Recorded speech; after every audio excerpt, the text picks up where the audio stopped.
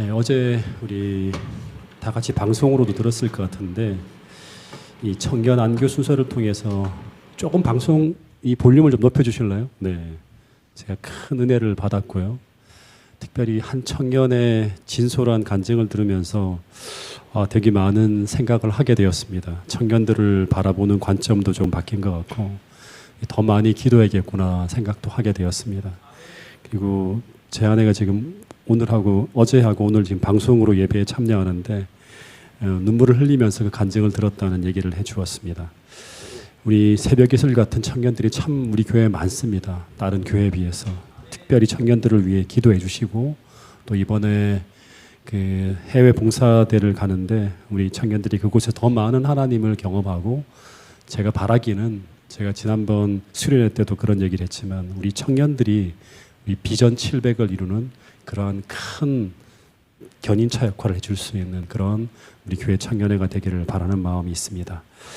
우리 함께 기도해 주시고 우리 청년들이 더 훌륭하게 성장할 수 있도록 끊임없이 또 우리 하나님의 은혜가 함께 할 수 있도록 저도 기도하겠습니다. 진짜 더운 날을 계속 보내고 있는데요. 최근에 양산시가 한국에서 이슈였는데 뭐 때문에 이슈인지 아시죠? 연일 대한민국 최고 기온을 경신하는 것이 이슈였습니다. 지난 일요일 날 우리 양산시 기온이 우리나라 기상청이 세워진 이래 122년 만에 최고 기온으로 42.5도를 찍었습니다. 엄청난 일이죠. 근데 이런 폭염이 한국만이 아니에요. 캐나다 북미 지역도 그리고 유럽도 이 폭염과 산불로 난리입니다. 근데 이런 기사가 났습니다. 이 폭염으로 유럽은 전쟁도 아닌데요. 그 6월 한 달 새 6월입니다. 6월 달 한 달에 1만 명이 넘는 사망자가 발생했다고 하는 기사입니다. 그리고 프랑스 같은 경우는 장례식을 치를 장례식장을 구할 수가 없어서 이 파리를 떠나서 장례를 치르는 그런 일까지 벌어졌답니다. 거의 뭐 굉장히 많은 사람들이 죽어나가는 거죠. 그래서 이런 폭염이 단지 한 지역에만 국한된 것이 아니라 전 세계로 번지고 있고 뿐만 아니라 폭염이 지나면서 그 다음에는 홍수, 그 다음에는 가뭄 이런 극단적인 기후 변화로 온 세상이 지금 몸살을 앓고 있습니다. 근데 이런 기상이변뿐만이 아니라 올 6월 달에는 이 베네수엘라에서 그 100년 베네수엘라 역사상이에요. 100년 역사상 가장 강한 지진이 발생합니다. 진도 5 강진으로 사망자가 6천 명이 넘어요. 부상자는 6만 명에 달하는 대지진이었고 그리고 실종자는 집계도 할 수 없습니다. 민간 추산으로는 한 2만 9천 명이 죽어나가는 대지진입니다. 수도를 비롯해서 여러 도시 기반 시설이 다 무너집니다. 이 일로 말미암아. 그리고 최근에는 일본 쿠마모토에서 진도 7.1의 큰 지진이 납니다. 근데 7도가 넘으면 대지진이라고 합니다. 근데 비교적 일본은 그 내진 시설이 잘 돼 있어서 많은 사람들이 목숨을 잃는 그런 피해는 없었지만 그런데 여기에도 사람들이 계속 그 다음에 지진을 걱정하면서 지진 공포에 시달리고 있다고 하는 기사가 납니다. 잠깐만요. 제가 지금 여기 좀 끊어야겠습니다. 예.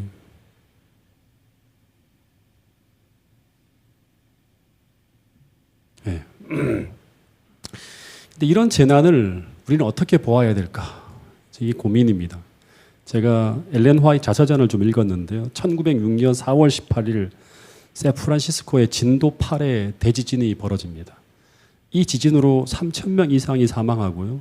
그리고 도시의 80%가 파괴되고 그 당시 샌프란시스코 인구가 41만 명이었는데 30만 명이 집을 잃는 미국 역사상 가장 많은 사망자가 발생한 지진이 벌어집니다.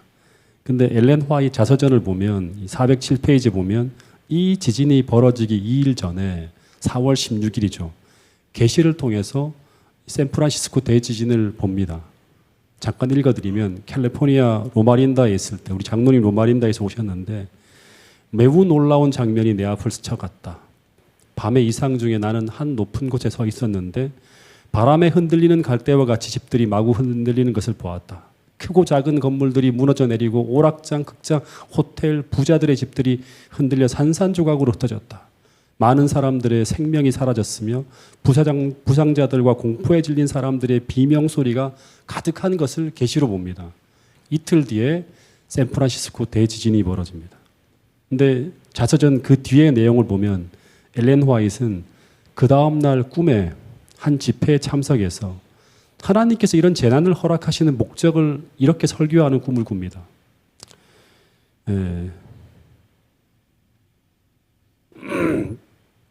그것은 하나님의 오래 참으심과 하나님께서 보시기에 그들이 위험한 처지에 있다는 것을 죄인들이 깨닫도록 각성시키기 위해서 이런 재난을 하나님이 허락하신다고 하는 겁니다. 마지막 날 사건들 29페이지에도 이런 기록이 있습니다. 하나님께서 이러한 재난을 허락하시는 데는 목적이 있다. 그것은 남녀들로 제정신이 들도록 하는 한 가지의 방편이다. 선지자 왕 277페이지에도 이런 글이 있습니다. 같이 읽어보겠습니다. 이 말씀은 시작. 얼마나 자주 우리는 지진, 태풍의 소문, 화재와 홍수로 인한 인명과 재산의 큰 손실에 대한 소문을 듣는가. 표면상으로 이 재난들은 인간이 전혀 제어할 수 없는 무조직적이고 무질서한 자연의 힘에 변덕스러운 돌발 사건인 것처럼 보이나 그 모든 것들 가운데서 하나님의 목적을 읽을 수 있다. 그것들은 하나님께서 남녀들로 하여금 깨어나서 저희의 위험을 느끼게 하는 매개물들이다. 오늘날 이렇게 수많은 지진과 기상이변과 폭염, 홍수, 기근들은 오늘 우리가 살아가는 세상이 안전하지 않고요. 우리가 영원히 살 집이 이 땅이 아니라는 것을 상기시켜주는 사건들이라고 하는 것입니다. 다시 말해서 우리의 본향은 하늘이고 그리고 그리로 우리를 데려가기 위해 주님께서 다가오시는 소리들로 이 모든 사건들을 해석할 수 있어야 한다는 것입니다. 그래서 이런 사건들이 난무하는 이런 시대, 이런 재림의 징조가 넘쳐나는 이 세상에 우리는 재림의 기별을 전해야 될 사명을 가지고 있는 사람들이라고 하는 것을 여러분들 기억해야 됩니다. 제가 지난 몇 주 전부터 계속 시리즈로 이 재림교회는 어떻게 생겨났고 그래서 무엇을 위해 존재하는지 재림교회 정체성에 대한 말씀을 계속 여러분들에게 말씀드리고 있습니다. 근데 그 핵심은 뭐냐 그러면 재림교회는 재림운동을 통해 깨닫게 된 그 진리와 그 진리를 삶으로 받아들임으로 경험한 그 역사적 토대 위에 이 교회가 세워졌다고 하는 것을 핵심적으로 지금 몇 주간에 걸쳐 계속 말씀을 드리고 있습니다. 여러분 엘렌 화이트 자서전 195페이지, 196페이지에 보면 이런 기록이 있습니다. 우리가 굉장히 많이 들었던 말씀인데요. 우리가 현 위치에 이르기까지 한 걸음 한 걸음씩 전진하며 여행한 우리의 과거 역사를 회고해 볼 때 나는 하나님을 찬양하자고 말할 수 있다. 주님께서 행하신 역사를 바라볼 때 나는 경탄과 우리의 인도자이신 그리스도께 대한 확신으로 충만해진다. 이 역사를 생각하면 그렇다는 거예요. 우리는 주님께서 우리를 인도해 오신 길과 우리의 과거 역사를 통하여 주신 그분의 가르침을 잊어버리는 것 외에는 미래를 위해 두려워할 것이 전혀 없다고 하는 거예요.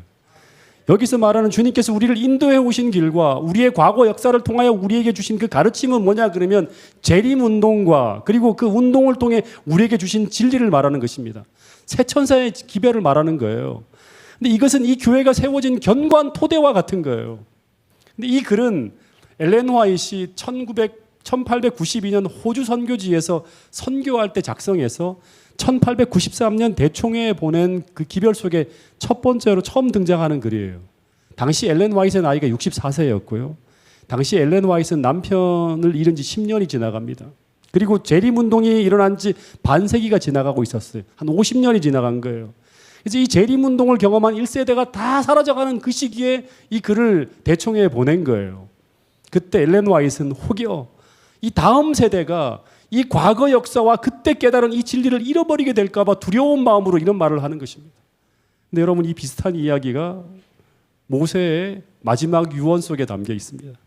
모세가 이제 40년의 출애굽 경험을 다 마치고 죽기 직전 요단 변경에서 이제 가나안 정복을 앞두고 그의 후손에게 유언으로 남긴 글이 바로 뭐냐 그러면 신명기인데 근데 모세는 신명기 곳곳에서 어떤 이야기를 하고 있는가 하면 출애굽 운동 당시 그 어마어마한 역사 속에서 과거 40년 광야 동안 그들이 경험했던 것이 무엇인지를 쭉 회고하는 이야기가 나옵니다. 그러면서 그는 40년의 출애굽의 역사를 통해서 그들이 경험한 그 하나님과 그들이 그 경험을 통해 배운 진리를 기억하고 잊지 말라고 간곡히 호소하는 말씀들이 쭉 반복되어지고 있었다고 하는 것입니다. 근데 성경 역사를 보면 이스라엘 백성들이 출애굽의 역사를 통해 배운 그 경험과 그 배운 진리들을 잊어버리게 되면서 사사기의 어두운 역사 속으로 쭉 흘러가는 걸 보게 됩니다. 여러분, 지금 재림 운동 이후에 재림교회는 180년이라고 하는 시간이 지나가면서 재림교회에 닥친 여러 가지 위기가 있어요. 수많은 위기들이 지금 닥쳐오고 있습니다. 근데 여러 위기 중에 가장 큰 위기는 무엇인가 하면 과거 재림운동 과정을 통해 경험한 하나님과 그 사건을 통해 배운 진리를 우리가 잊어버리고 있다고 하는 것입니다. 그래서 지금 어떤 도전이 있는가 하면 그때 우리가 믿었던 그 진리가 과연 오늘날에도 유효한가? 시의성이 있는 진리인가? 이것을 끝없이 물으며 도전하고 있습니다. 그래서 여기서 우리가 한번 진지하게 생각해 봐야 될 것이 있는데 과연 우리는 재림교회 역사를 알고 있는가 하는 것입니다. 과연 우리가 전해야 될 사명이 담긴 기별인 이 새 천사의 기별이 무엇인지 알고 있는 사람들이 과연 우리 가운데 얼마나 될까 하는 것입니다. 새 천사의 기별이라는 용어는 있는데 이것이 무엇을 설명하고 있는지 알고 있는 사람들, 대답할 수 있는 사람들이 과연 얼마나 될까? 이게 참으로 재림교회의 큰 위기 중에 하나라고 하는 것입니다. 여러분, 이 재림의 징조가 넘쳐나는 이때 우리는 다시금 이 재림교회가 처음 세워질 때 그때 우리는 어떤 역사적 경험을 했고 어떤 진리의 토대 위에 세워졌는지 우리는 무엇을 위해 존재하고 그리고 앞으로 어떤 역사적 경험을 하게 될 것인지를 다시금 확인하고 배워서 우리의 사명을 확인하는 시간을 꼭 가져야 된다고 하는 것입니다. 여러분, 그래서 우리는 지금 오늘 제가 여러분들에게 드릴 말씀이 셋째 천사의 기별인데 이 셋째 천사의 기별이 어떻게 우리에게 임했고 그 기별이 담긴 의미가 무엇인지를 우리가 한번 연구해 보려고 하는데요. 몇 번에 걸쳐 공부했던 걸 좀 제대로 공부를 못했던 분들은 다시 한번 이 마지막에 드리는 이 메시지가 그 모든 걸 요약하고 있기 때문에 잘 공부할 수 있었으면 좋겠습니다. 1800년대 초반 이 재림운동 당시에 천년계의 징조와 그리고 다니엘 8장 14절 그리고 다니엘 7장 25절의 말씀이 해석되어지면서 이제 곧 예수님이 재림하신다는 기별이 전해집니다. 동시에 그러면 우리는 어떻게 살아야 되는가? 라는 질문의 대답으로 등장한 기별이 계시록 14장의 새 천사의 기별이. 새 천사의 기별은 주님이 이제 오신 데 임박했는데 우리는 어떻게 살아야 되는가에 대한 답이 담긴 그러한 기별입니다. 근데 그 첫째 천사의 기별이 뭐냐 그러면 계시록 14장 7절에 하나님을 두려워하며 그에게 영광을 돌리라. 이는 그의 심판하실 시간이 이르렀다는 첫째 천사의 기별인데요. 이 첫째 천사의 기별은 한마디로 하면 하나님과의 관계를 올바로 하라고 하는 거예요. 그리고 그분을 참되게 예배하라고 하는 기별이 이 속에 담겨 있는 핵심 메시지입니다. 그래서 이 기별을 받아들인 사람들은 어떻게 살아가는가 하면 먼저는 주님과의 관계를 온전하게 하기 위해서 깊이 회개하며 그날을 준비하게 됩니다. 근데 왜 이렇게 살아야 되는가? 그 이유는 뭐냐 그러면 그분의 심판하실 시간이 이르렀기 때문이라고 하는 것입니다. 당시 이 첫째 천사의 기별이 전해질 때 그때 경험을 잠시 소개한 그러한 말씀이 대쟁투 400페이지, 401페이지의 글에 이런 글이 담겨 있는데 이걸 한번 읽어보겠습니다. 이 운동은 시작.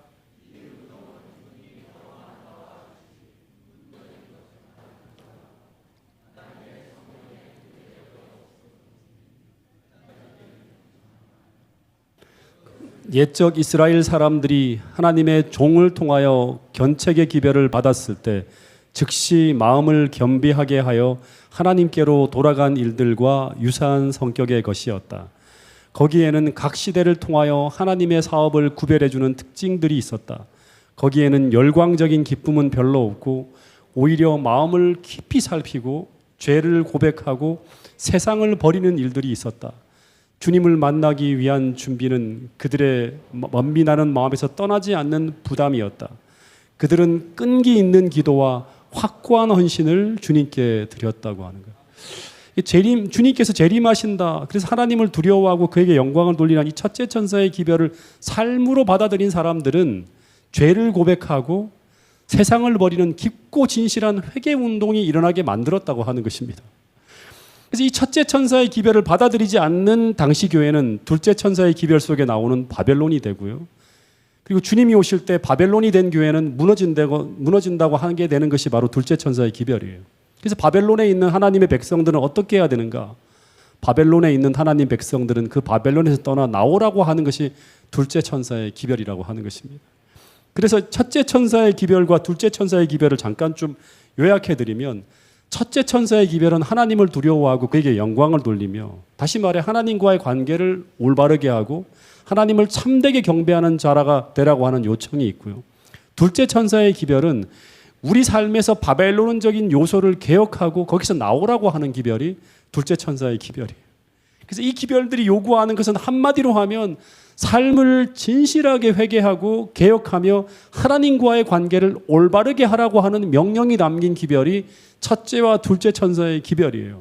그래서 이 기별은 우리로 하여금 주님을 만날 준비를 하라고 하는 기별이고요. 이 기별을 받아들이게 되면 교회와 개인이 어떤 일이 벌어지는가 하면 신앙 부흥과 종교 개혁이 일어나게 됩니다. 이게 재림운동의 역사 속에서 나타난 하나의 역사라고 하는 것입니다.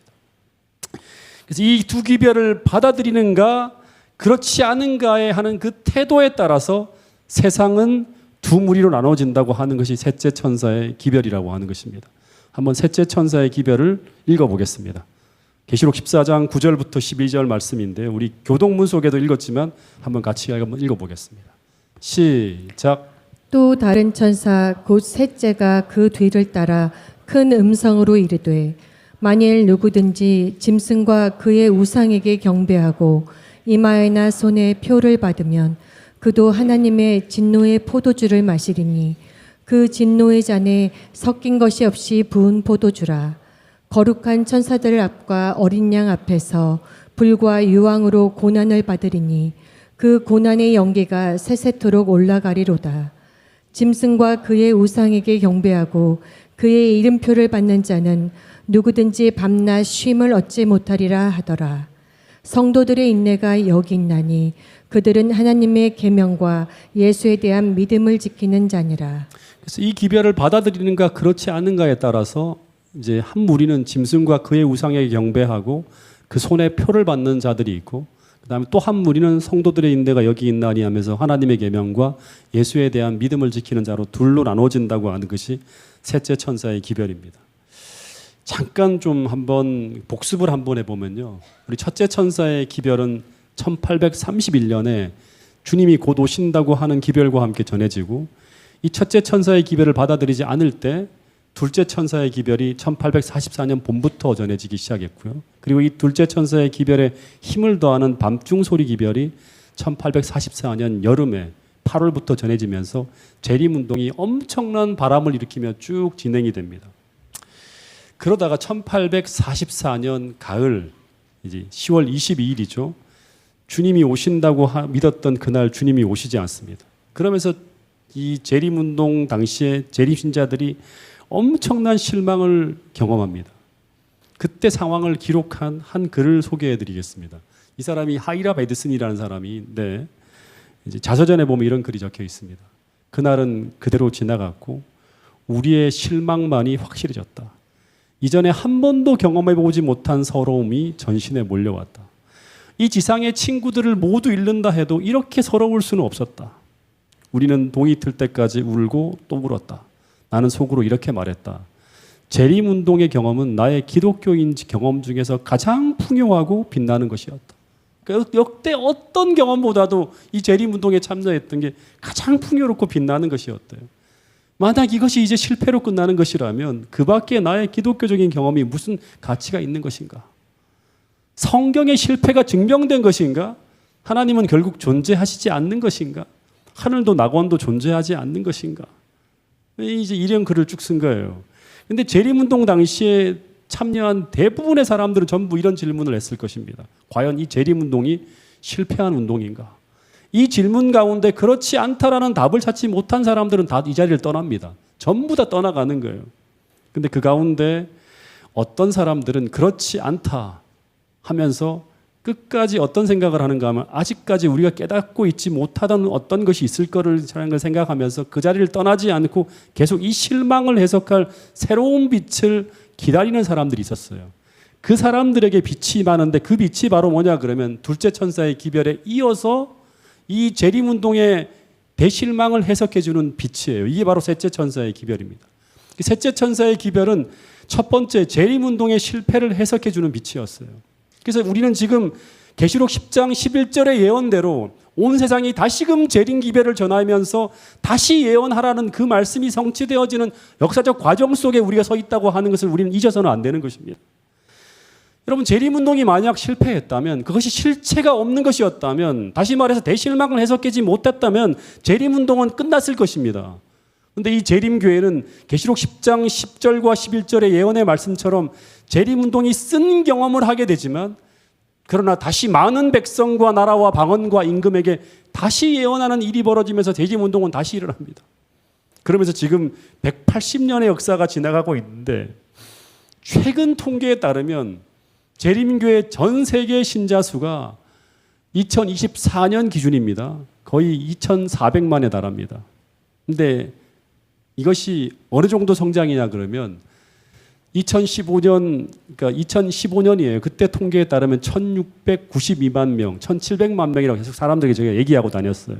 근데 2024년 약 10년 만에 40% 이상 성장하는 엄청난 일이 벌어지고 있습니다. 다시 말하면 이 사람들이 전부 다 새천사의 기별 다 받아들인 사람은 아니라 할지라도 엄청나게 많은 사람들이 지금 이 교회 안에 들어와서 무슨 빛을 보고 있는가 하면 이 새천사의 기별이 전해지는 이 깨달음을 계속 같이 얻고 있는 그 빛이 전해지는 그 역사 속에 지나가고 있다고 하는 것입니다. 그래서 재림교회는 지금 개신교 교파 중에서 가장 빠르게 성장하는 교단이 재림교회라고 하는 것입니다. 이건 좀 전에 그 통계인데 2011년 4월 1일 이제 발표한 건데요. 북미 지역에서도 타 교파는 다 감소하는데 재림교회는 계속 성장하며 성장률 1위, 2위를 고수하고 있다고 하는 기사가 떠 있는 걸 보게 되었습니다. 근데 밑에 기사에 보면 음식물에 관한 기별들 보수적인 재림교회가 이렇게 성장하는 것이 놀랍다고 하는 기사가 적혀 있습니다. 이 재림교회가 교세가 가장 강한 곳이 어디인지 혹시 아세요? 지금 현재 재림교회 교세가 가장 강한 곳, 가장 많은 신자들을 가지고 있는 나라가 어디인지 아세요? 예? 별내라고요? 한국에서 말고 태능교회라고요? 예, 브라질이라고 합니다. 브라질이 신자 수가 얼마인지 아세요? 180만 명이랍니다. 180만 명. 최고 많습니다. 북미 같은 경우, 이제 미국 같은 경우 110만 명쯤 된다고 하고요. 또 하나는 참 놀라운 게 예언에 나오는 말씀에 보면 이 예언이 임금에게까지, 다시 말하면 최고 지도자에게까지 전해져야 된다는 말씀처럼 국가 최고 지도자가 재림교인인 나라들이 있습니다. 대표적인 국가가 영연방 국가인 자메이카의 패트릭 앨런 총독이 재림교회 출신 목사라고 합니다. 목사가 여기 총독이 되어 있습니다. 그리고 아프리카 잠비아에서 히칠레마 히카인데라고 말도 힘듭니다. 네, 힘듭니다. 근데 이 사람도, 이 대통령도 재림교회 장로님 출신인데 2021년부터 대통령이 당선되어서 국가를 이끌고 있습니다. 네. 그리고 우리 이준희 약사님이 아마 알수도 모르겠는데 파푸아 뉴기니아의 제임스 마라페 총리도 독실한 재림교인 장로님이라고 합니다. 이 파푸아 뉴기니아의 어떤 한 교회 수석 장로님인데 이분은 총독이 총리가 되고 난 다음에 계속 사람들에게 신앙에 대한 얘기를 그렇게 많이 얘기한다고 합니다. 또 하나는 태평양 섬나라인 피지인 여기 지오지 콘로테라고 하는 사람이 전 대통령인데 피지 역사상 재림교인 최초의 대통령으로 선출되어서 2015년부터 2021년까지 재임했다고 하는 기록이 있습니다. 그래서 2021년도 통계에 의하면 전 세계 235개 나라 중에서 213개 나라에 복음이 전파되어서 현재 전 세계 교파 중에 가장 많은 나라에 복음을 전하고 있는 교회가 어느 교회냐 그러면 우리 교회라고 하는 것입니다. 정말 이 예언 그대로 온 세상과 족속과 방언에게 다시 예언하는 일들이 벌어지고 있어요. 그래서 우리는 계시록 10장 11절의 그 예언의 성취 속에 살아가고 있음을 잊지 말아야 됩니다. 다시 말해 이 교회는 수많은 교파 중에 하나가 아니라 성경에 예언된 교회이고 이 예언의 성취 속에 우리가 살아가고 있음을 기억해야 돼요. 이게 우리의 정체성입니다. 우리 주변만 보는 게 아니라 전 세계가 어떻게 돌아가는지를 봐야 된다고 하는 것입니다. 다시 돌아가서 이 재림운동이 대실망으로 끝났을 때 이 대실망을 해석하는 첫 번째 빛이 바로 그 다음 날이에요. 즉시 주셨어요. 하나님이 1844년 10월 23일 하나님은 하이람 에드슨에게 이런 빛을 줍니다. 자서전에 나온 글인데요. 이 1844년 10월 20일 이 주님의 재림을 맞이하기 위해서 하이람 에드슨 집에 동료들이 모여서 함께 기도하면서 주님을 기다리는데 자정이 지나도록 주님이 오시지 않자 새벽까지 울었다고 합니다. 그런 다음에 그들이 헛간 곡식 창고로 가서 그냥 떠나는 게 아니에요. 안 왔네, 우리 속았네 하고 막 흩어지는 게 아니라 그동안의 경험을 보니까 이게 뭔가가 있는 거예요. 그래서 이들이 어떻게 하는가 하면 실망하는 시간이 지나가고 난 다음에도 확 흩어지고 막 완전히 막 정말 분노하고 막 그러는 게 아니라 헛간 곡식 창고로 가서 이 대실망에 대한 깨달음을 구하며 기도회를 엽니다.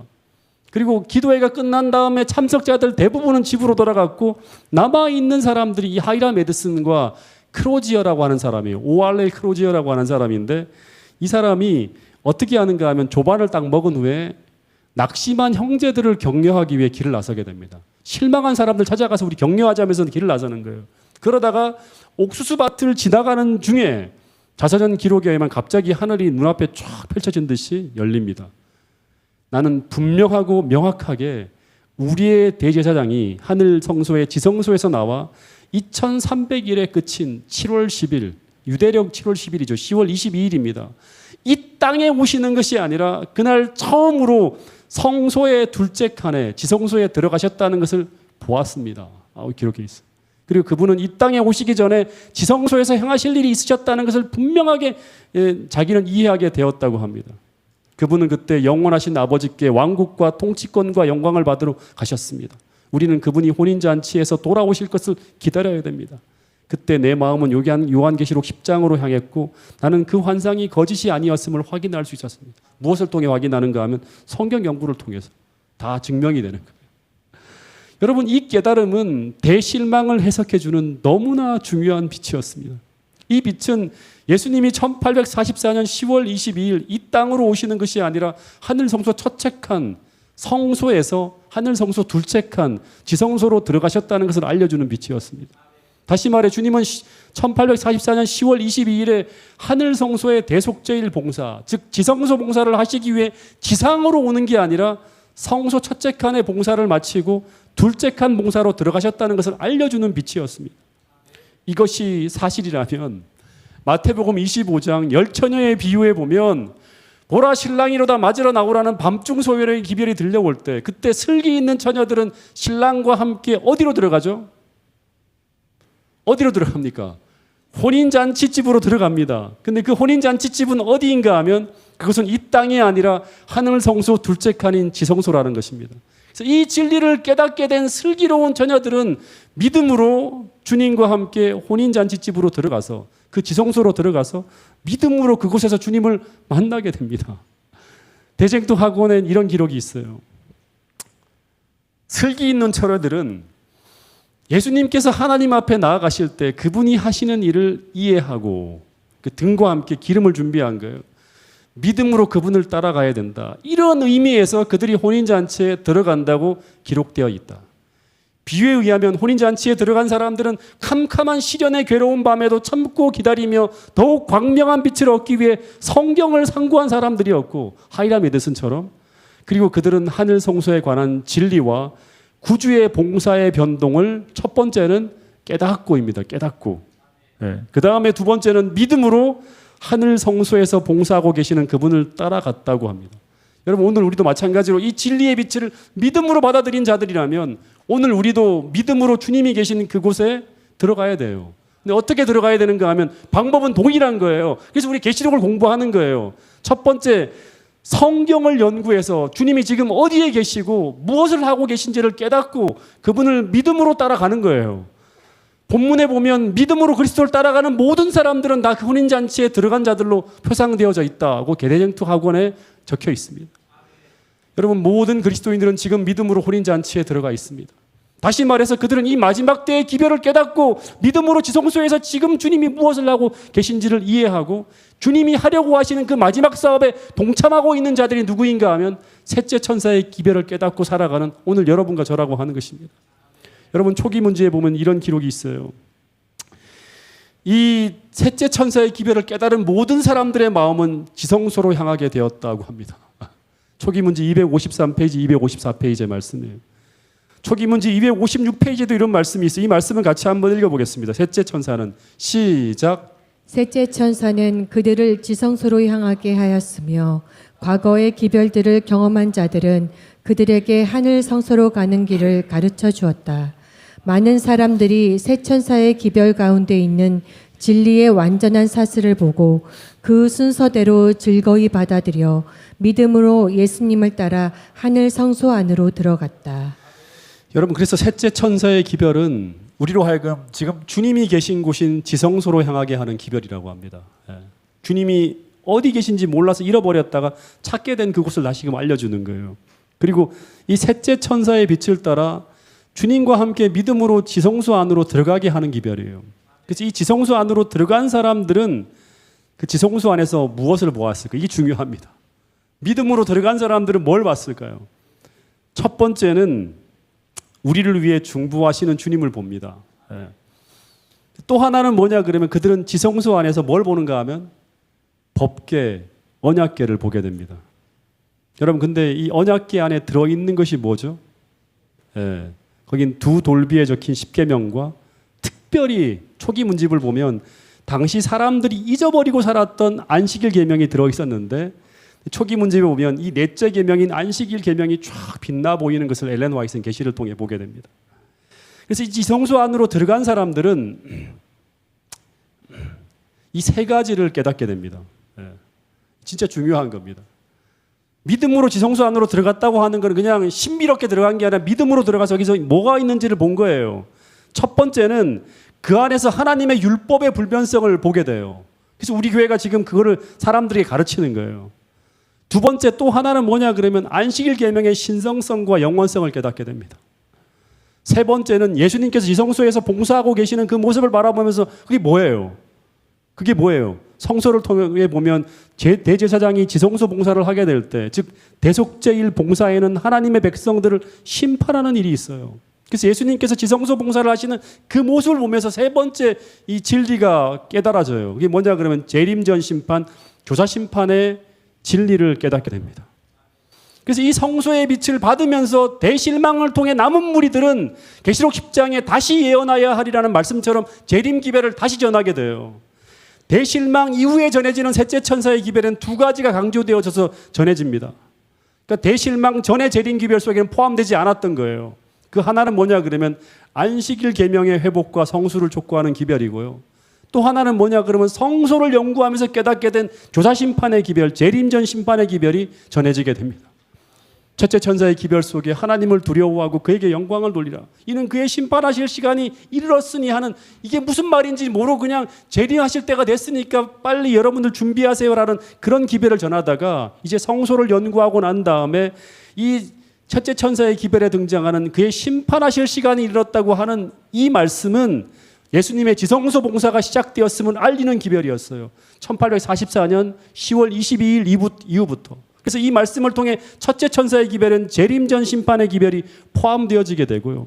하늘과 땅과 바다와 물들의 근원을 만드신 이를 경배하라고 하는 이것은 안식일 계명을 회복하라고 하는 기별이 포함되어집니다. 여러분, 셋째 천사의 기별은 첫째와 둘째를 포함하는 셋째 천사의 기별이라고 수도 없이 들었을 거예요. 그래서 이 셋째 천사의 기별이 전해지면서 율법의 불변성을 깨닫고 또 안식일 계명의 신성성과 영원성을 깨달은 자들을 통해서 세상에는 안식일 회복 운동이 일어나게 됩니다. 그러면 셋째 천사의 기별이 맞춰질 때 성도들의 인내가 여기 있나니 저희는 하나님의 계명과 예수 믿음을 지키는 자들이 만들어지게 된다고 하는 것입니다. 그 역사적 예언의 성취 속에 우리가 살아가고 있는 거예요. 그 반대로 이 셋째 천사의 기별이 큰 능력으로 전해질 때 또한 무리는 짐승과 그 우상에게 경배하며 짐승의 표를 받는 자들이 만들어지게 됩니다. 그래서 이 셋째 천사의 기별이 큰 소리로 외쳐질 때 세상엔 두 무리로 나눠지게 되는데, 근데 중요한 것은 제가 조금 속도를 빨리 해서 나가는 이유는 이 전해야 될 게 많기 때문에 그렇습니다. 근데 이 두 무리로 나눠지게 되는데 하나님은 당시대 백성을 확인하는 시금석으로 이 셋째 천사의 기별 속에 포함된 안식일 계명을 통해서 세상을 시험할 것이라고 하는 것입니다. 그래서 이 셋째 천사의 기별이 큰 소리로 외쳐지면요, 한편에서는 안식일 회복 운동이 일어납니다. 그러면서 안식일은 하나님의 인으로 제시되어져요. 근데 그때 세상엔 이 하나님의 인으로 제시되어지는 안식일에 반대되는 모조품 안식일이 등장하는데 그게 바로 뭐냐 그러면 일요일이에요. 이게 뭐로 제시된다? 짐승의 표로 나타날 것이라고 하는 것입니다. 그래서 계시록 13장에 보면 셋째 천사의 기별이 큰 소리로 전해질 때 그때 세상엔 일요일 휴업령이라고 하는 일요일을 강제하는 예배를 드리게 하는 법령이 반표되어질 거예요. 그러면서 어떤 일이 벌어지는가 하면 이 셋째 천사의 기별을 통해서 하나님께 충성할 것인가 아니면 짐승에게 충성할 것인가를 선택하게 되는 그러한 일이 벌어집니다. 그래서 이 셋째 천사의 기별이 큰 능력으로 전해질 때 세상은 완전히 두 무리로 나눠지게 되는데 그래서 이 셋째 천사의 기별을 뭐라고 하는가 하면 이제 여러분들 보면 추수의 기별, 인치는 기별이라고 하는 소리를 많이 듣게 됩니다. 그래서 이렇게 되는 거예요. 이 셋째 천사의 기별이 외쳐져야지만 세상은 두 무리로 나눠지는 일이 벌어지게 된다고 하는 것입니다. 그래서 나중에 우리가 계시록을 공부하면서 보게 될 것이지만 요한계시록 14장 14절부터 19절에 보면 새 천사의 기별이 전해지고 난 다음에 어떤 일이 벌어지는가 하면 곡식과 포도송이라고 하는 두 가지의 추수 장면이 나옵니다. 여러분 그래서 우리가 하나 생각해야 될 것이 무엇인가 하면 이 기별이 땅 끝까지 성령의 능력으로 전해져야지만 그 다음 예수님이 당신의 백성을 거둬들이는 추수를 하기 위해 재림하게 된다고 하는 거예요.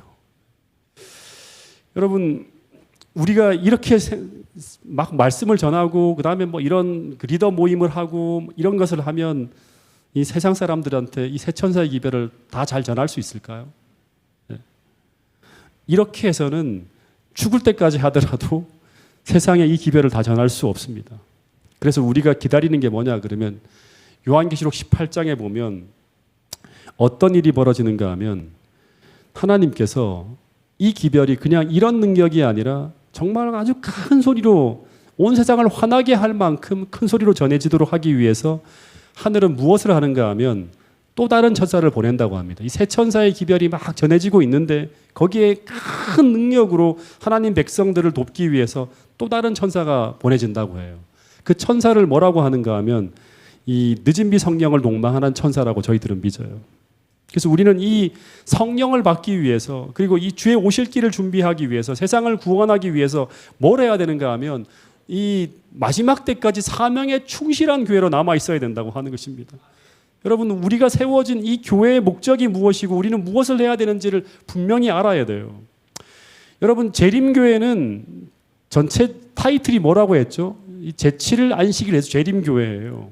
이 기별 속에는 이 이름 속에는 뭐가 담겨 있는가 하면 새 천사의 기별이 포함되어져 있어요. 새 천사의 기별 속에는 두 가지 운동이 일어날 것을 예언하고 있습니다. 새 천사의 기별 속에 보면 그 첫 번째 하나는 뭐냐 그러면 안식일을 회복하는 안식일 회복 운동이고요. 또 하나는 뭐냐 그러면 재림 운동이라고 하는 거예요. 그래서 우리는 재림 기별을 전하는 사람으로서 살아야 되고요. 또 하나는 뭐냐 그러면 안식일을 회복하는 그러한 어떤 운동을 해야 될 사람으로 살아야 돼요. 그렇게 하기 위해서 우리는 어떻게 해야 되는가? 잘 생각을 해야 되는 것입니다. 그 재림 운동 당시에 1844년 초에 어느 일요일 아침이었다고 합니다. 이 워싱턴주 뉴햄프셔에 있는 이 작은 교회에서 이제 그 프레드릭 힐러 목사님이 성만찬을 쭉 진행하고 있었어요. 그러면서 이 프레드릭 힐러 목사가 청중들에게 어떤 메시지를 전했는가 하면 이 성만찬에 참여하려고 하는 자는 전부 다 하나님께 순종하며 하나님의 계명을 지켜야 된다고 하는 설교를 하고 있었어요. 근데 이 설교를 듣고 있던 사람 중에 한 사람이 누구냐 그러면 이 제7일 침례교 신자였던 오크스 레이첼이라는 이름을 가진 한 부인이었어요. 근데 이분이 예배가 다 끝나고 난 다음에 힐러 목사님 집을 찾아갑니다. 그리고 그분에게 이런 질문을 합니다. 목사님, 그리스도를 믿는 모든 사람들은 하나님의 모든 계명을 지켜야 된다고 말씀하시지 않았습니까? 라고 물었더니 이 목사님이 물론입니다 라고 대답을 했대요. 그랬더니 이 부인이 하는 말이 목사님 그렇다면 목사님은 당시 성찬식을 할 때 그 성찬식을 덮으시고 목사님께서 하나님의 계명을 지킬 때까지 그것을 미루는 편이 나았습니다라는 그런 말을 합니다. 이 목사님이 너무 당황해서 무슨 말을 하고 있는 것이냐라고 물었더니 이 부인이 무슨 얘기를 하는가 하면 넷째 계명 안식일에 대한 이야기를 합니다. 그리고 난 후 이 목사님이 집에 가서 이 안식일에 관해 성경을 연구하게 되고 그리고 몇 주 후에 처음으로 토요일 안식일을 지키게 되고 그리고 1844년 3월에 안식일에 관해 첫 번째 설교를 하게 됩니다. 그래서 이 프레드릭 휠러 목사님이 쉬무하던 그 워싱턴 교회는 안식일을 지키는 교회가 됩니다. 근데 당시 이 오우쿠스 레이첼 부인과 이 프레드릭 휠러 목사님 사이에 나누어진 이 단순한 대화가 전 세계에 영향을 주는 대화가 될 줄은 아무도 몰랐다고 하는 것입니다. 그리고 이 프레드릭 휠러 목사에 의해서 그 다음에 이 프레벨이라고 하는 목사님에게 안식일 진리가 전해지게 되고요. 이 프레벨 목사님 역시 이 진리를 받아들이게 됩니다. 그래서 이 사람들은 전부 다 재림운동에 참여하는 목사님들이었는데 이분들이 안식일 진리를 전해야 되는데 전할 생각을 안 했다고 합니다.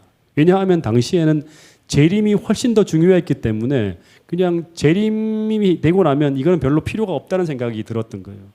근데 예수님이 재림하지 않은 채 대실망으로 끝나자 이 프레벨 목사님이 뭘 하는가 하면 소책자 하나를 만들어요.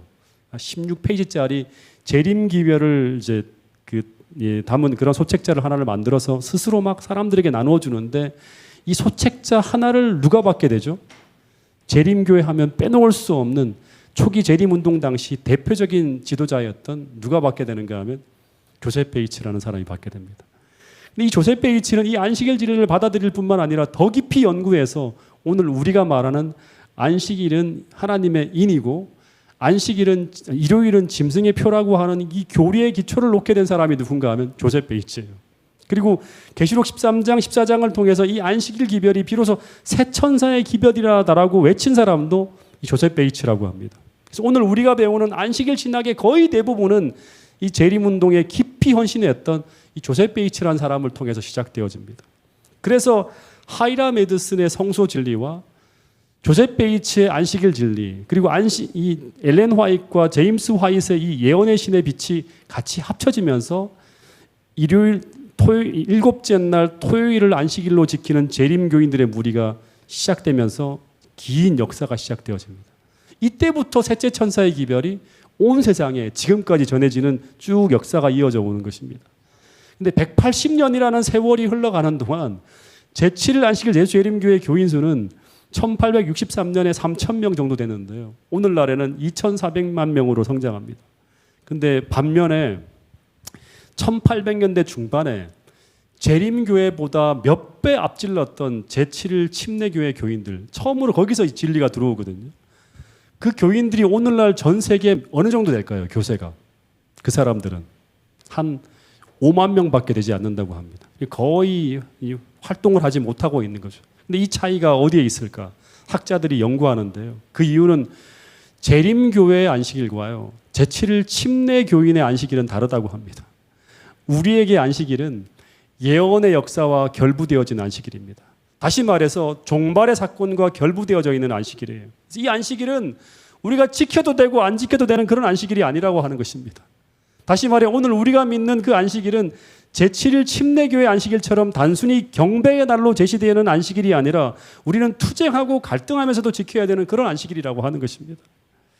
그래서 오늘 이 말씀을 통해서 우리가 다시 한번 이 재림운동을 통해서 우리에게 전해진 이 안식일 진리가 우리에게 얼마나 소중하고 중요한지를 한번 생각해 볼 수 있는 여러분과 저가 되었으면 좋겠습니다. 새 천사의 기별이 담긴 그런 사람들은 단순히 진리를 아는 사람이 아니라 믿음으로 지성소 속으로 들어가서 그분을 만난 사람들입니다. 재림신자들에게 셋째 천사의 빛과 그 속에 담긴 진리들은 잃어버린 그리스도를 다시금 찾게 해주고, 그리고 더하여 우리가 잃어버렸던 진리를 다시금 찾게 해주었던 빛이라고 하는 것입니다. 마지막으로 이 말씀을 좀 드리고 오늘 좀 말씀을 정리하도록 하겠습니다. 제 서고에는 이 스티브 잡스 이야기라는 책이 있습니다. 오래전에 이제 고속도로 휴게소에서 몇천 원을 주고 구입한 것인데 이 내용을 보면 이 사람의 일대기가 쫙 적혀 있습니다. 이 사람이 2004년에 췌장암 진단을 받고 거의 죽을 뻔하다가 살아납니다. 그리고 그 다음 해에 2005년도에 스탠포드 대학교에서 졸업식 연설을 하는데 이 연설문이 역사의 길이 남을 명연설 중에 하나라고 합니다. 이 사람이 죽음의 문턱까지 가서 정말 깊이 자신의 삶을 돌아본 후에 살아 돌아와서 겸손하게 인생을 바라보며 삶이 무엇이고 우리는 어떻게 살아가야 되는가를 권면하는 그러한 내용이 담겨 있어요. 이 사람의 연설 속에서 제 기억에 남는 한 가지가 있는데 이게 뭐냐 그러면 죽음에 대한 이야기예요. 이 사람이 17살 때 이런 글을 읽었다고 해요. 만약 하루하루를 인생의 마지막 날처럼 살아간다면 언젠가는 틀림없이 성공할 것이다라고 하는 거예요. 그래서 이 사람은 33년 동안 매일 아침 거울을 보면서 스스로에게 이렇게 물었대요. 그것은 바로 뭐냐 그러면 오늘이 내 인생의 마지막 날이라면 오늘 내가 하려고 했던 그 일을 할 것인가? 다시 말해서 오늘 내 삶의 마지막이 온다 하더라도 지금 하던 일을 계속 할 것이라는 질문을 던져보고 그렇다고 하면 그 일은 진짜 내가 해야 될 일이라 생각하면서 그 일을 하고 그렇지 않으면 그 길을 바꾸라는 말이 떠올랐다고 합니다. 그래서 이 사람이 인생의 중요한 순간마다 이제 곧 죽을지도 모른다는 생각을 하면서 살았는데 이것이 이 사람의 인생에 크게 도움이 됐다고 하는 것입니다. 여러분 죽음을 생각한다고 하는 것은 오늘 우리에게 재림을 생각하며 살아가는 것입니다. 이 종말에 남을 것이 무엇인가? 그때를 생각할 때 오늘 나에게 정말 중요한 것이 무엇일까를 생각하며 살아갈 때 우리는 진짜 부질없는 일에 매이지 않을 것이고요. 오늘을 가장 진실하고 지혜롭게 살아갈 것이라고 저는 믿습니다. 여러분 오늘이 내 삶의 마지막이라 하더라도 우리는 지금 하고 있는 그 일을 해야 될까요? 여러분 오늘 말씀을 정리하면서 여러분 정말 지금 우리가 해야 될 이 일 지금 우리가 태능교에서 하고 있는 일이라고 할 수 있겠죠. 주의 오심을 준비하며 해야 되는 이 일은 주님이 오실 길을 예비하는 이 일은 오늘 내 삶이 마지막이라도 우리가 해야 되는 일입니다. 실제 재림운동의 선조들은 그렇게 마지막 순간까지 그 기별을 전하다가 갔다고 하는 것입니다. 오늘 그 진리의 빛을 부여받은 우리들도 그런 충성된 마음을 가지고 이 기별을 전하며 살아가기 위해서 우리 삶을 온전히 드릴 수 있는 태능교회 모든 성도들이 될 수 있기를 간절히 바라면서 오늘 말씀을 줄이도록 하겠습니다.